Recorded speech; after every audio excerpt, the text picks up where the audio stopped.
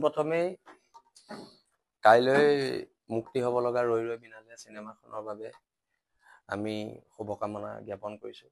আৰু জুবিন দাৰ এখন যিহেতু শেষ চিনেমা, এই চিনেমাখনে সকলো প্ৰকাৰৰ অভিলেখ ভংগ কৰক তাৰ আমি কামনা কৰিছোঁ বিলাসী থানা অসম পৰিয়ালৰ তৰফৰ পৰা। বাসগৃহত যিহেতু আমি অসুস্থ,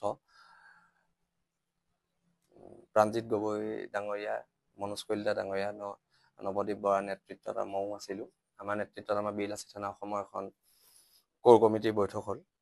আৰু এই কমিটিত এটাই আমাৰ সিদ্ধান্ত হৈছে যে আগন্তুক জাতীয় জীৱনৰ লগত সম্পৃক্ত হৈ আমি কামখিনি কৰি যাম। আৰু যিখিনি আমাৰ ভুল হৈছিলে এই ভুলখিনি শুধৰণিৰ ক্ষেত্ৰত আমি অসমৰ ৰাইজৰ মাজলৈ যাম পুনৰ। অসমৰ ৰাইজৰ দিহা পৰামৰ্শ মতে আমি আগন্তুক দিনত জাতীয় জীৱনৰ যিটো আমাৰ যাত্ৰা অতলদম্য অদেয় স্থিতিত আমি আছোঁ, আৰু এই স্থিতি আমাৰ আগন্তুক দিনত অসমৰ জনগণৰ লগত আমি পাতি এইখিনি ঠিক কৰিম।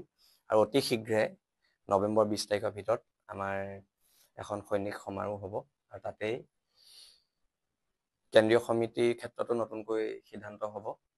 আৰু যিহেতু আমাৰ মুখ্য সচিব ৰন্দুদা বৰ্তমান সময়ত আৰক্ষী জিম্মাত আছে, আৰু পৰৱৰ্তী পৰ্যায়ত তেখেতক লগ কৰিও এই বিষয়ে অৱগত কৰা হ'ব। আৰু ইতিমধ্যে আমি সভাপতি ডাঙৰীয়া অনুমোদন লৈছোঁ। আৰু অনাগত দিনত বিলাসী থানা এটা নতুন ৰূপত অসমৰ জনগণ, খিলঞ্জীয়া জনগণে দেখিবলৈ পাব। আৰু বিলাসী থানাৰ ক্ষেত্ৰত বহুতো সন্দেহজনক নাগৰিকৰ যি এক প্ৰশ্ন অৱকাশ হৈছে তাৰ ওপৰতো আমি ব্যৱস্থা গ্ৰহণ কৰিম। আৰু বিলাসী থানা অসমৰ মঞ্চত খিলঞ্জীয়া মানুহৰ আধিপত্যবাদ সদায় থাকিব। এতিয়া যিহেতু আজিও দেখা যিখিনি সৈনিকসকলক গ্ৰেপ্তাৰ কৰি আছে এই ক্ষেত্ৰত আমি তীব্ৰ গৰিহণা জনাইছোঁ। আৰু অনাগত দিনত মই পুনৰ কৈছোঁ বিলাসী থানাত এক নতুন ৰূপত অসমৰ জনগণ দেখিব পাব। খিলঞ্জীয়া মানুহৰ আধিপত্যবাদ থকা বিলাসী থানা অসমৰ এটা নতুন ৰূপত আমি আকৌ পুনৰ আত্মপ্ৰকাশ কৰিম। আৰু এতিয়া কথাটো হৈছে কি, যিখিনি আমাৰ সিদ্ধান্ত হৈছে এই সিদ্ধান্তখিনি আমি অতি শীঘ্ৰে কাৰ্যকৰী কৰিম।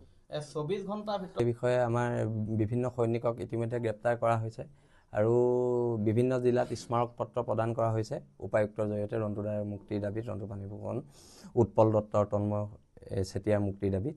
আৰু অনাগত দিনত আমি এই যি কঠিন সময় বিলাসী থানা অসমৰ, এই কঠিন সময় আমি সাহসে মোকাবিলা কৰিম বুলি আমি আজি সিদ্ধান্ত গ্ৰহণ কৰিছোঁ। তাৰ ওপৰত এজাহাৰ দিয়া হৈছে, নলবাৰী জিলা সমিতিয়ে এজাহাৰ দিছে। নিশ্চয়কৈ আমাৰ বিশ্বাস আছে চৰকাৰে ইয়াৰ ওপৰত কঠোৰতম ব্যৱস্থা ল'ব। সংগঠনৰ বহিষ্কৃত সৈনিক, বৰ্তমান সময়ত যিখিনি সৈনিক আছে সেই সৈনিক সকলৰ লগতহে আমাৰ আলোচনা হৈছে। আৰু অনাগত দিনত যিখিনি আমি এনকুৱাৰী কমিটি বহাইছোঁ সেই সংগঠনৰ মাজমজিয়াত সেই এনকুৱাৰী কমিটি প্ৰতিবেদনৰ পিছতহে বহিষ্কৃত যিসকল আমাৰ কৰ্মী বা নেতা আছে তেওঁলোকৰ ওপৰত সিদ্ধান্ত গ্ৰহণ কৰা হ'ব। বৰ্তমানলৈকে হোৱা নাই বুলি শুনিছোঁ, আৰু শিৱসাগৰত এতিয়ালৈকে হোৱা নাই, কিন্তু বিভিন্ন জিলাত আমাৰ সৈনিক আটক হৈছে, আটক হোৱা কথাটো সত্য। এনেও প্ৰেছ মিটত উল্লেখ কৰিছোঁ। আৰু কথাটো হৈছে কি, এতিয়া কথাটো হৈছে আমাৰ ৰন্দুদাৰ মুক্তিৰ দাবীটো আমি সজোৰে উত্থাপন কৰিছোঁ, আৰু লগতে জুবিন গাৰ্গৰ ন্যায়ৰ দাবীত বিলাসী থানাৰ স্থিতি আগতেও যিটো আছিলে এতিয়াও সেইটোৱে। আৰু পুনৰবাৰ আমি ৰৈ ৰৈ বিনালে চিনেমাখন লৈ শুভকামনা জনাইছোঁ, আৰু সকলো প্ৰকাৰৰ অভিলেখ যাতে ভংগ কৰে তাৰ কামনা কৰিছোঁ।